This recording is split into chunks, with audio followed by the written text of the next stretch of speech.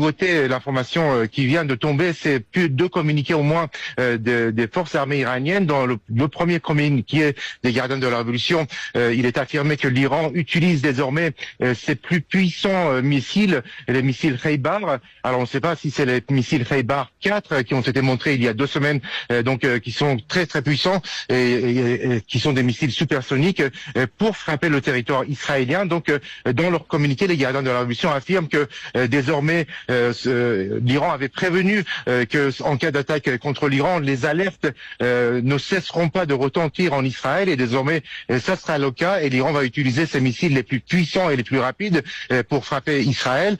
Ça c'est le premier communiqué. Un second communiqué a été publié par l'armée régulière iranienne affirmant que d'une part une base aérienne des États-Unis au Koweït a été touchée par des missiles lancés par l'armée régulière contre cette base.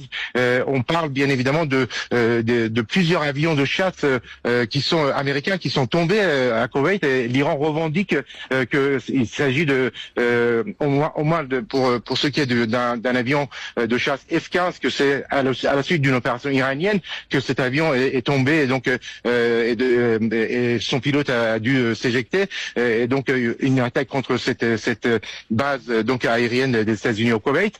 Et dans le même temps, une attaque contre le groupe naval américain qui se trouve dans le nord de l'océan Indien, à quelques centaines de kilomètres des côtes iraniennes, autour du porte-avions Abraham Lincoln. L'armée régulière iranienne affirme que des missiles ont été lancés contre ce groupe naval, sans dire si les missiles ont atteint leur objectif. Et enfin, l'Iran revendique également une attaque au drone contre les installations de pétrolières, une raffinerie de la société saoudo-américaine Aramco, avec un drone Shahed qui a visé une raffinerie de cette société. L'objectif de toutes ces opérations qui s'étendent de plus en plus, c'est de faire visiblement faire monter le prix du pétrole, de faire pression sur les pays occidentaux, sur les États-Unis, pour faire arrêter les opérations militaires contre l'Iran.